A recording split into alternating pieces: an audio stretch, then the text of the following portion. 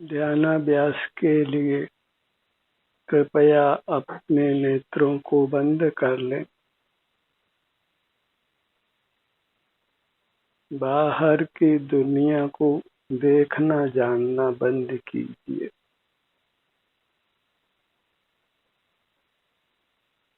बहिर्मुख द्वारों को बंद कीजिए। इन्हीं द्वारों से कर्म हमारे भीतर आकर प्रविष्ट होता है और हमको बांधता है।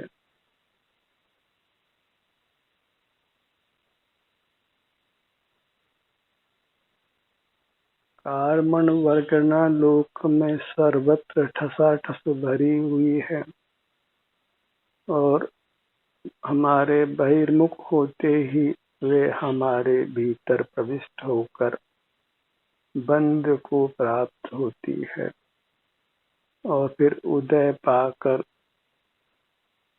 नाना दुखों में निमित्त होती है। कोई स्थान ऐसा नहीं है जहाँ कार्मण वर्गना नहीं हो और हम निश्चिंत होकर बहिर्मुख रह सकें।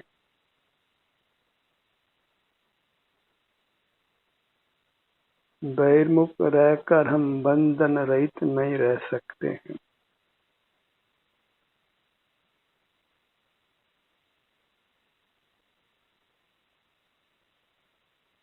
कर्म अचेतन है और उसके पास ये चुनाव नहीं है कि वह किसी के साथ बंधे और किसी के साथ नहीं बंधे।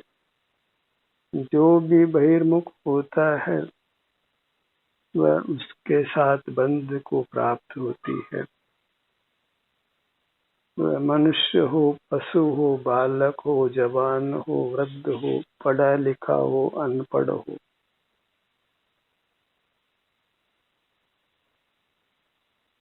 जो भी बहिर्मुख होगा वह कर्म से बंधेगा तत्क्षण ही, और कर्म से बंधेगा तो फिर कर्म के उदय आने पर उसको दुख भी होगा, दुख का कारण भी उपस्थित होगा।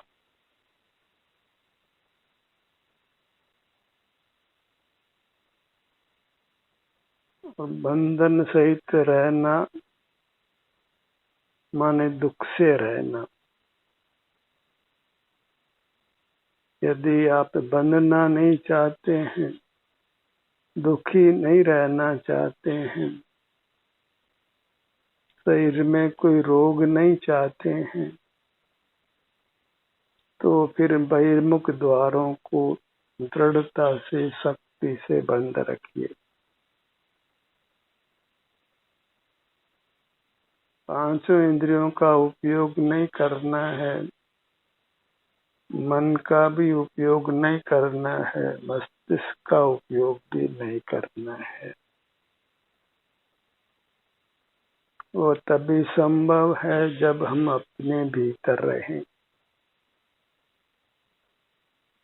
अपने सिर से पैर तक अपनी सीमा में रहें, अपनी सीमा का अतिक्रमण नहीं करें।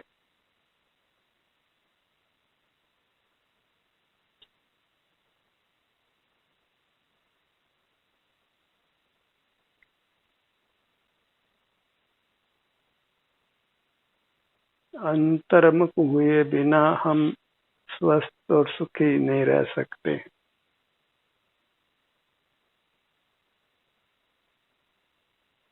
यदि सुखी रहना चाहते हैं तो फिर हमें अंतर्मुख रहना ही होगा।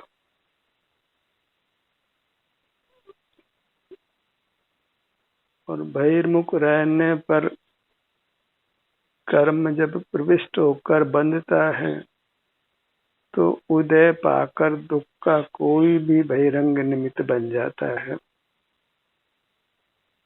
तो निमित्तों को दोष नहीं देना है, निमित्तों की ओर देखना भी नहीं है। हमें तो बस बहिर्मुख द्वारों को बंद रखकर अपनी सीमा में रहना है, अपने आभ्यंतर शरीर में निवास करना है। अन्यथा फिर दुखों से किसी प्रकार बचाव नहीं है। पहले फिर आप पंडित हो, मुनि हो,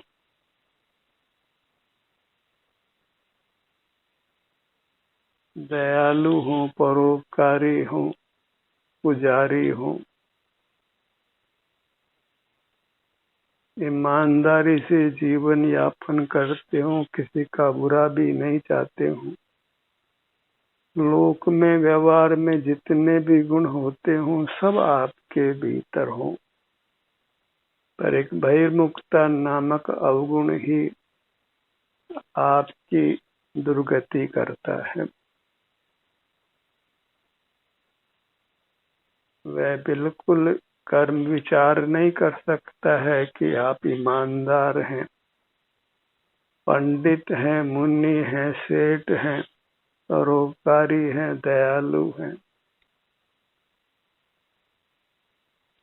आप भले ही किसी पर दया करें, पर कर्म किसी पर दया नहीं करता है। वह अचेतन है, उसको तो बहिर्मुखता मिलनी चाहिए और वह बहिर्मुख जीव के भीतर प्रविष्ट होकर बन जाता है।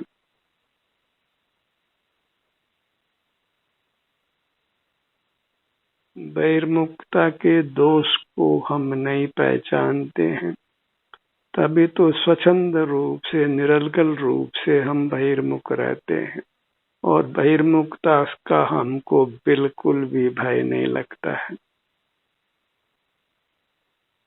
बहिर्मुख रहते हुए हम एकदम निश्चिंत रहते हैं, जैसे वह कोई अपराध ही नहीं हो। और पंडित साधु तो उसको ज्ञान स्वभाव भी कह सकता है। इस जगत में तो मूर्खों की कमी है नहीं, सारा जगत ही मोही है और मोक्ष मार्ग के संबंध में नितांत मूर्ख है।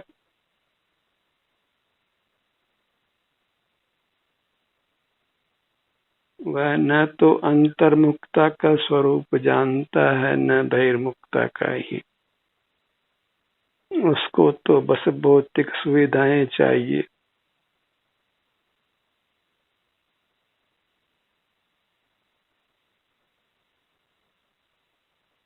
अपना मुख अपनी ओर रखिए, अपने सिर से पैरों तक अपनी मर्यादा में। फिर भले आपको यहाँ प्रतिकूल संवेदना मिलती हो, सुखद संवेदना नहीं मिलती हो, कर्म से बचना है तो अपनी सीमा में रहना ही होगा। और जब हम अपनी सीमा में रहते हैं तो फिर कर्म के आने का द्वार बंद हो जाता है, जिसको शास्त्रीय भाषा में संवर कहते हैं। और जहाँ हम बहिर्मुख हुए वहीं फिर कर्मों का आगमन होता है, जिसको शास्त्रीय भाषा में आश्रव कहते हैं। तो कर्म के आगमन को मंजूर नहीं करना है और उसके लिए बहिर्मुख नहीं होना है। इसलिए ध्यानाभ्यास के सत्र में प्रारंभ में ही हम नेत्रों को बंद करते हैं और मौन रहते हैं, किसी से कुछ भी व्यवहार नहीं करते हैं, जगत के सन्मुख नहीं होते हैं। और इस प्रकार कर्म के आगमन के द्वार को रोकते हैं। और जब कर्मों के आगमन का द्वार रुकता है, द्वार बंद होता है, तो फिर स्वतः ही कर्मों के बाहर जाने का द्वार भी खुल जाता है। तो दोहरा लाभ होता है कि एक तो कर्म भीतर नहीं आता और जो आ गया है उसको बाहर जाना होता है। जब बहिर्मुख रहते हैं तो कर्म आता है और भीतर वाला फिर बाहर नहीं जाता है, वह अपना फल देकर ही जाता है। बिना फल दिए वह बाहर नहीं जा सकता है। कर्म फल देकर ही जाता है, तो फिर हमको कर्म संबंधी दुख भोगना पड़ता है। और कर्म बिना फल दिए ही चला जाए तो उसके लिए हमें बहिर्मुख द्वारों को मजबूती से बंद रखना है और उसके लिए अपने ही शरीर का एहसास करते हुए रहना है। और सबसे बड़ी आवश्यकता है अपने अमूर्त देह को ही परमात्मा रूप से स्वीकार करने की। और परमात्मा को मंदिरों में देखते हैं, तीर्थों में देखते हैं, तो फिर हम अपने शरीर के भीतर नहीं देख सकते हैं।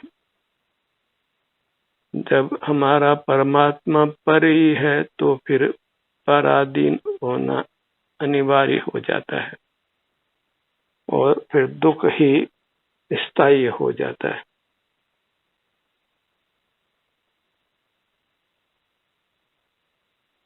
मंदिरों में, तीर्थों में परमात्मा ढूंढना बंद करना होगा, तभी हम परमात्मा को अपने भीतर ढूंढ सकते हैं, पा सकते हैं।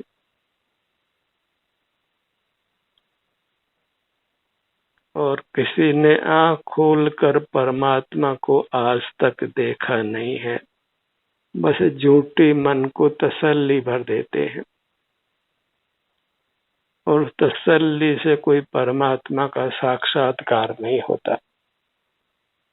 और परमात्मा का साक्षात्कार करना है तो अंतरंग में आप ही परमात्मा हैं, तो अंतरंग से अपने को जुड़कर रहना होगा। तो फिर हम थोड़े समय में बहिरंग में भी परमात्मा हो जाते हैं।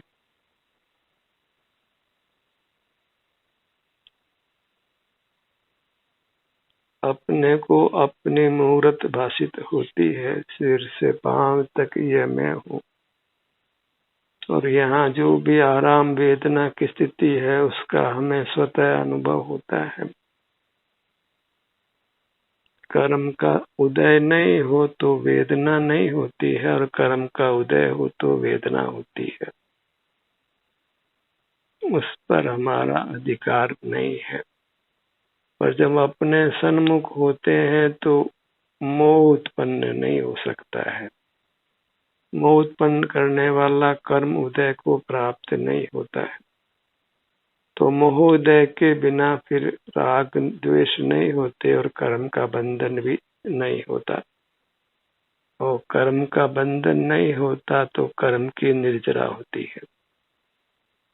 बंधन से हम बच जाते हैं और बंधे हुए कर्म से हम छूटते हैं।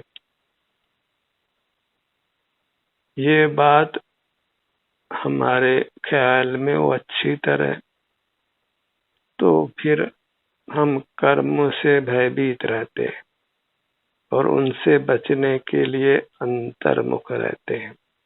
निमित्त रूप से कर्म ही हमारा दुश्मन है और कोई दुश्मन नहीं है। उस कर्म रिपु से ही हमें अपने आप को बचाना है। और वह कर्म रिपु पूरे ब्रह्मांड में व्याप्त है। कहीं भी गुंजाइश नहीं है कि हम बहिर्मुख रह जाएं। चाहे आप तीर्थों में जाएं कि मंदिर में जाएं कि पहाड़ पर जाएं, सर्वत्र कर्म रिपु मौजूद है। और हमारे बहिर्मुख होते ही वह हमको बांधता है। तो सुखी होना ही इष्ट है, तो फिर कर्मों के बंधन से बचना होगा। और उस बंधन से बचने के लिए बहिर्मुखता को रोकना होगा।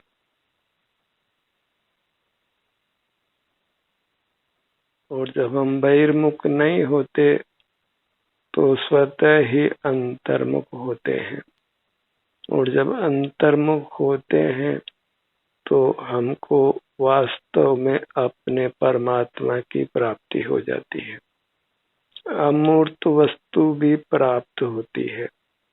यहाँ जो भी सुख की स्थिति है, सुख दुख रूप से, वह हमारे अनुभव में आती है और उसी के द्वारा हमें अपनी प्राप्ति होती है। हम अपने को पा जाते हैं। अपने को पा लिया तो फिर मोक्ष को ही पा लिया। शाश्वत उत्तम सुख को पा लिया। अपने में रहकर हम अपने को पाते हैं और बहिर्मुख रहकर न हम अपने को पाते हैं न पर को ही पाते हैं। पूरी तरह कंगाल रहते हैं। खाली हाथ आया और खाली हाथ जाता है तो फिर पर को कहाँ पाया है। और धनिक वर्ग भी जब कर्म का विपाक होता है तो वह रोगी भी होता है, वृद्ध भी होता है, अपयश भी झेलता है, आर्थिक हानि भी झेलता है, मरता भी, ये क्या दुख नहीं भोगता है। बहिर्मुख जीव को सब दुख है और फिर अंतर्मुख जीव को कर्म के नाश होने पर अणु मात्र भी अनंत काल तक दुख नहीं है।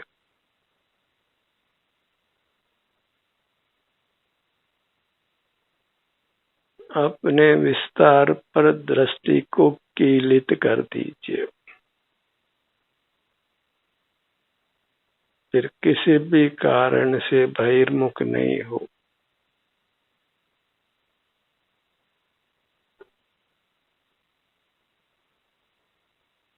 सिर से पांव की तली तक इतने विस्तार में ही अक्षय अनंत सुख है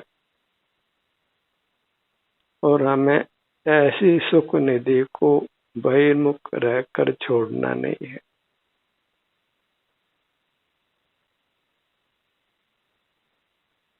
जड़ धन कोई धन नहीं है क्योंकि उसमें सुख का अभाव है और ये चेतन धन जो प्राप्त मूर्त शरीर के बराबर है वही वास्तविक धन है जिसको अंतर्मुख रहकर हमने सुरक्षित रखना है, बंधन से बचाकर रखना है।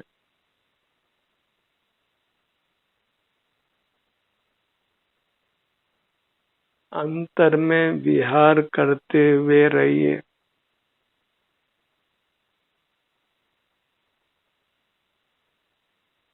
जैसे कोई बाहर में कितने स्टेप चलता है ऐसा ध्यान रखते हैं, ऐसे आप अंतर में कितनी यात्रा करते हैं इसका ध्यान रखिए।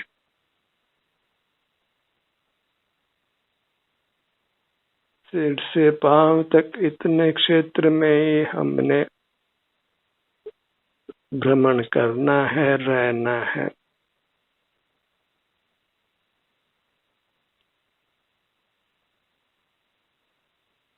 और ये प्रतिदिन का स्वास्थ्य और सुख का फॉर्मूला है।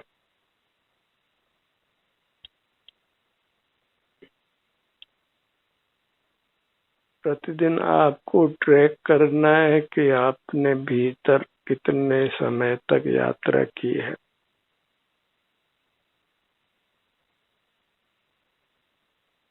क्योंकि हमें अपनी संपूर्ण काया के सुख को भोगना है।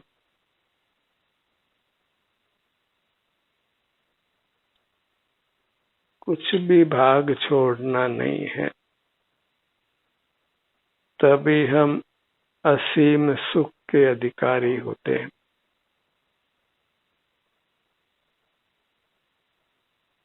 इसलिए अत्यंत जागृत रहकर सिर से पांव तक अपने हर भाग पर अपना ध्यान बारी बारी से लाइए, छोटे बड़े सभी अंगों पर।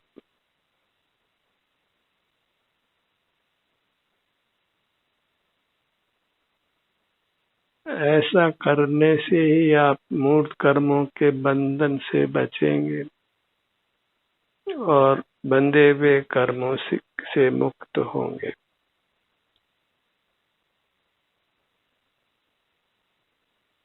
जब भी आप चाहते हैं कि दुखों से सर्वथा मुक्त हो, तो फिर ये उपाय करना ही होगा। अंतर यात्रा करते हुए रहना होगा। इसमें प्रमाद नहीं चलेगा, क्योंकि प्रमाद की स्थिति में फिर बहिर्मुख द्वार खुल जाते हैं और कर्म फिर सतत भीतर आकर हमको बांधते हैं।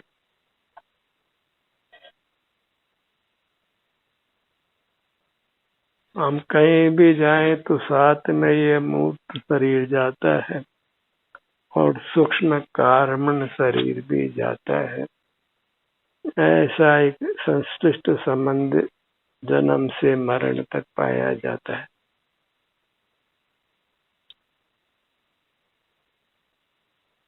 पांव से मस्तक तक पुद्गल भी है और जीव भी है।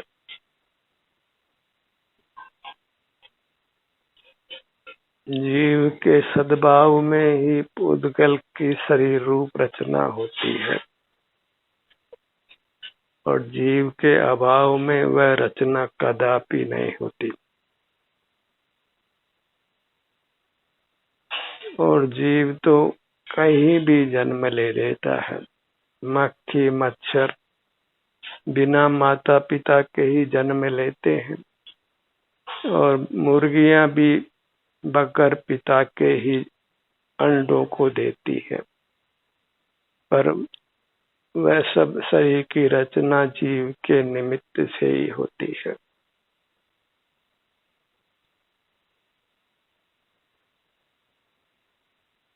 तो शरीर में उद्गल का भी सद्भाव है और जीव का भी सद्भाव है। जो शरीर को अजीव कहते हैं वे वास्तव में अज्ञानी हैं, भोले भंडारी हैं, धर्म को समझते नहीं। और शरीर को यदि अजीव मान लिया जाए तो शरीर के घात से जीव का भी घात होगा और हिंसा का महान दोष होगा।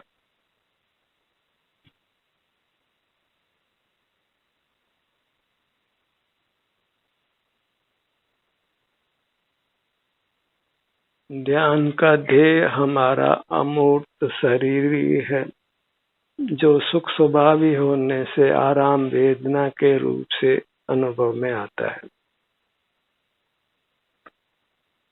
अपने पूरे विस्तार में आराम या वेदना की स्थिति नियम से होती है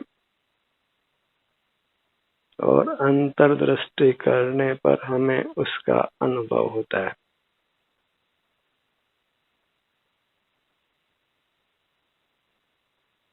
और यह अनुभव ही मोक्ष का मार्ग होता है। एक पल का भी भरोसा नहीं है और ये मनुष्य जन्म अति अमूल्य है। मोक्ष के लिए इससे उत्तम कोई पर्याय नहीं होती, कोई गति नहीं होती।